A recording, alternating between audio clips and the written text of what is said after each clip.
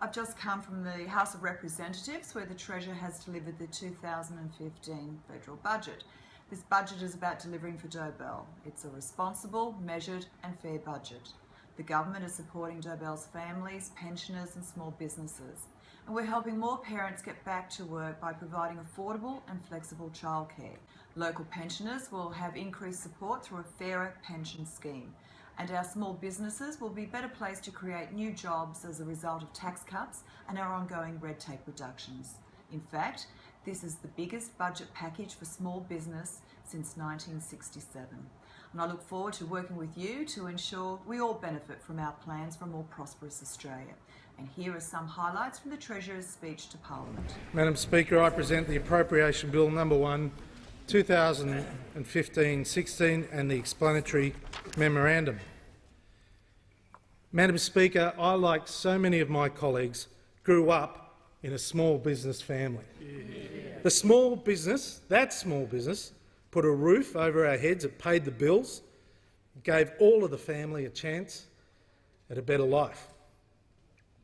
Small business is often a family business, the business of brothers and sisters, uncles and aunts, cousins, parents and children.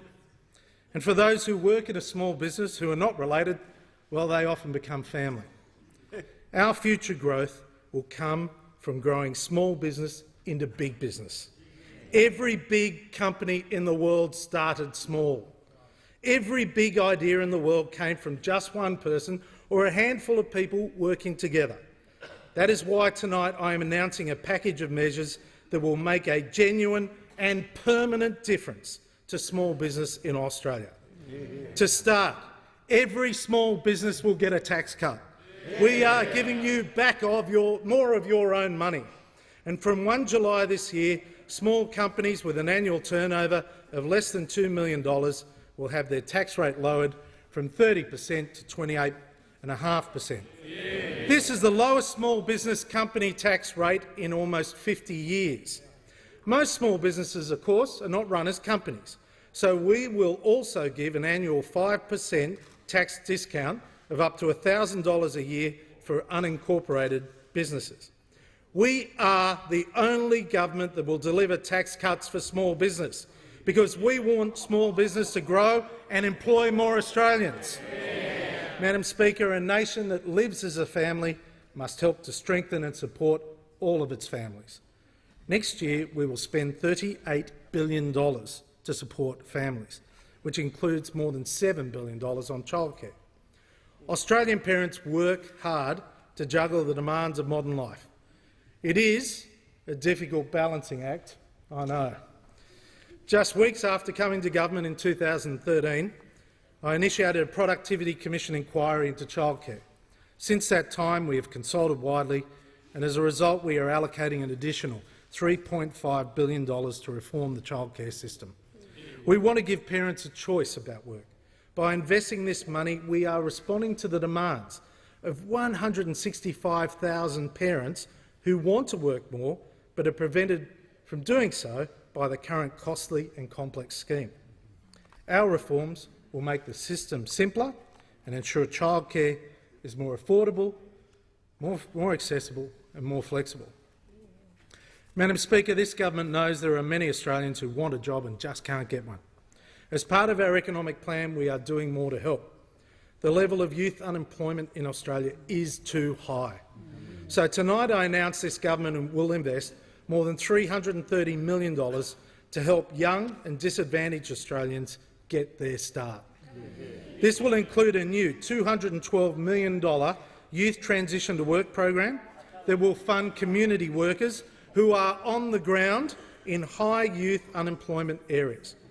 Furthermore, there will be an additional $106 million of intensive support trials for job seekers of all ages who are facing the most significant barriers to employment.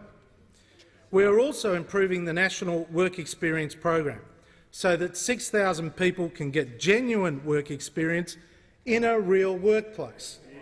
And whether you are young or old, and no matter where you live, we want all Australians to have the opportunity to get a job and to stay in a job.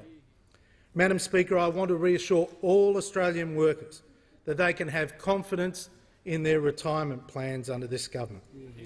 There will be no new taxes on superannuation under this government. And the age pension will continue to increase twice a year, this year and every year, at the highest available indexation rate. The age pension is our budget's biggest item of expenditure, $44 billion a year. That is more than 10% of all government spending. The age pension is a critically important safety net for many Australians. That is why, as our population ages, we need to ensure the pension is sustainable and affordable. So from the 1st of January 2017, we will make changes that benefit pensioners with fewer assets beyond the family home. But we will also tighten eligibility for those pensioners with higher levels of assets. Importantly, anyone who currently has a pensioner concession card will continue to receive a concession card that provides the same benefits, such as subsidised utilities and transport, bulk billing and cheaper PBS prescription medicines.